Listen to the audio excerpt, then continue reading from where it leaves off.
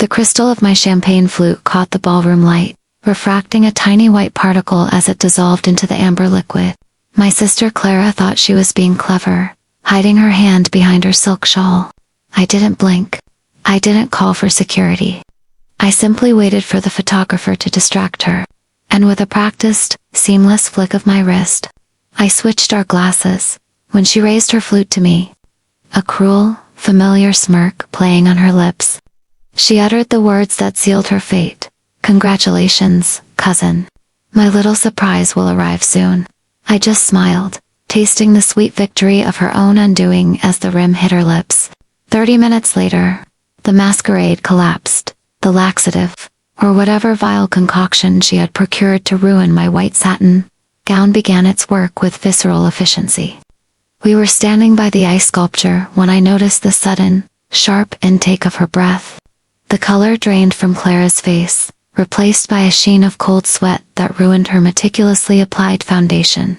Her hand clutched her abdomen, her fingers digging into the fabric of her dress. "Are you feeling all right, Clara?" I asked, my voice a low, soothing purr. "You look a little flushed." She couldn't even answer. Her eyes darted wildly toward the restrooms across the crowded hall, but the path was blocked by a wall of mingling guests. I watched in silent, serene satisfaction as she took her first agonizing, ungraceful step forward, completely trapped by the weight of her own malice. It was a beautiful wedding. After all, Clara had spent her entire life operating under the assumption that I was blind to her cruelty, or perhaps just too fragile to counter it. When our parents passed, it was Clara who managed to manipulate the estate executors, leaving me with the crumbling family home, while she secured the liquid assets. I let her have them. I preferred the quiet dignity of restoration over the loud, hollow luxury she chased. To Clara, my silence wasn't patience. It was submission. She viewed me as a prop in the background of her grand narrative, someone meant to endure her casual malice with a muted smile. Even the man I was marrying today, Julian, had once been a target of her vanity. She had tried to seduce him a year ago, a desperate attempt to prove she could take whatever made me happy. Julian had simply walked away and told me everything. That was the moment I realized Clara's jealousy wasn't just a character flaw. It was a fixation. Standing in my wedding dress, watching her grip the edge of the dessert table, as the poison in her veins began to take hold, I reflected on how predictable she truly was. She underestimated me because I allowed her to. It is remarkably easy to outmaneuver someone who believes you lack the spine to fight back. She thought she was orchestrating my public humiliation, completely oblivious to the fact that I had spent years studying her moves, waiting for the perfect moment to let her defeat herself. The ballroom orchestra swelled, playing a sweeping waltz that felt entirely detached from the quiet crisis unfolding near the chocolate fountain. Clara's knuckles were white against the edge of the mahogany table. Every few seconds, a guest would stop to congratulate her on her toast, and I watched the agonizing effort it took for her to stretch her lips into a smile, her eyes glassy with panic. "You really outdid yourself, Julian," she choked out as my new husband stepped up beside me, handing me a fresh glass of mineral water. Clara's voice was strained, a full octave higher than usual. "Though, I always thought you preferred women with a bit more presence." It was a classic Clara jab veiled public, and designed to make me feel small. In the past, I would have looked down, smoothed my dress, and let the insult hang in the air. Julian opened his mouth to defend me, but I placed a gentle hand on his forearm, checking him with a glance. Instead, I looked Clara dead in the eye, my expression a mask of serene innocence. "Presence can be so loud, darling. I prefer a quiet impact." A bead of sweat broke from her hairline, tracking slowly down her jaw. She shifted her weight from one foot to the other, a subtle, desperate movement that betrayed the cramping, tightening her core. The realization was finally beginning to dawn on her that the timeline of her surprise had gone horribly wrong. She looked at her empty champagne glass, then at mine, her pupils dilating as the horror of the switch crystallized in her mind. The ambient chatter of the ballroom faded into a dull hum as Clara's gaze locked onto me. The realization hitting her with the force of a physical blow, She looked from the empty glass in her trembling hand to the pristine, untouched flute I had set down on the ledger table. The smirk she had worn so proudly during her toast was entirely gone, replaced by a raw, hollow terror. She knew for years I had chosen peace over conflict, absorbing her slights and forgiving her betrayals for the sake of family harmony. But watching her eyes dart toward my white satin gown, realizing she had genuinely intended to ruin this day, my wedding day, with a public, visceral humiliation, something shifted inside me. The last thread of my forbearance snapped. "The restrooms are upstairs, Clara," I whispered, leaning in just close enough so only she could hear. My voice was entirely devoid of malice, possessing only the cold, hard clarity of an absolute truth. "But I believe the bridal party is currently taking photos on the grand staircase. It's quite a bottleneck." Her breath hitched. The trap was entirely of her own making, and the exit was closed. I didn't need to orchestrate a grand scene. I simply let the environment I had meticulously planned do the work for me.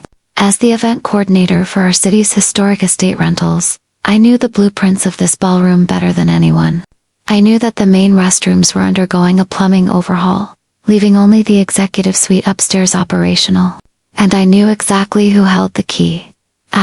While Clara stood frozen, calculating the distance to the stairs, I caught the eye of the head caterer and gave a subtle, prearranged nod.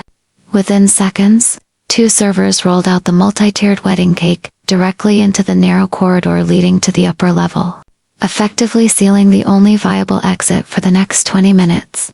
Every variable was controlled. There was no shouting, no dramatic confrontation, and absolutely nothing that could link me to her sudden misfortune. I had merely played the hand she dealt me, using her own weapon and my intimate knowledge of the venue to ensure she was entirely trapped. True strategy isn't about creating chaos. It's about aligning the existing pieces so that your opponent has nowhere left to turn. The moment of impact was entirely silent. Clara made a desperate stiff-legged break for the stairs, but the crowd had swelled around the cake cutting. She was forced to halt just past the head table, completely exposed beneath the harsh glare of the center chandelier. I watched the exact second her endurance failed. A sudden violent tremor shook her frame, and the color vanished from her lips. The sickening, undeniable reality of her situation manifested in the sudden, horrified silence of the guests standing closest to her. Clara gasped, her hands flying down to cover herself, but it was far too late. The stain blooming across the back of her designer pastel dress was unmistakable. The whispers began as a ripple, then a wave. People stepped back, carving an impromptu perimeter of isolation around her. For a woman who lived and breathed for social status, this was a fate worse than death. I didn't smile. I didn't gloat. I simply raised my fresh glass of water toward her in a silent, private toast. She met my eyes through her tears, seeing the absolute composure in my face, and finally understood that the quiet cousin she had spent a lifetime stepping on had just ended her. The ballroom grew completely still, save for the low, horrified murmur of 90 guests. Julian stood beside me, his arm wrapping around my waist, his grip tightening in a silent show of solidarity. He didn't say a word. He didn't need to. The collective judgment of our entire social circle was already written on every face in the room. Clara's reputation, the currency she valued above all else, evaporated in a matter of seconds. Her closest friends quietly turned away, suddenly fascinated by the floral arrangements as she fled the room. Humiliated and entirely broken, I felt a profound sense of lightness wash over me. For years I had weighed my self-worth against her cruelty, wondering why I was always the one expected to endure. Today, the stakes were finally settled. I hadn't just saved my wedding. I had reclaimed my dignity. We tolerate toxic people because they are family, because it's easier to absorb the blows than to strike back. But true closure doesn't come from forgiveness. It comes from drawing a line in the sand and letting the predator realize they are no longer the apex. My marriage was starting on a foundation of absolute truth. I am no longer anyone's victim.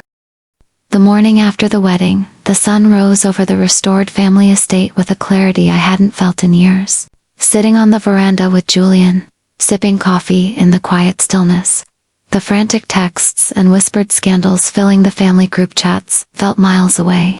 Clara had checked into a private wellness clinic by dawn, citing a sudden, severe medical emergency. But the damage was irreversible. The social shield she had spent a lifetime constructing was gone, replaced by the unvarnished truth of who she was. There would be no grand family reconciliation, and for the first time, I was entirely at peace with that. My future was no longer anchored to surviving her malice. It belonged to the life Julian and I were building, rooted in mutual respect and quiet strength. I looked down at my hands, steady and unburdened. Some people believe that revenge leaves a bitter aftertaste, a stain on the soul of the one who delivers it. But as I watched the wind stir the leaves of the old oaks, I knew better.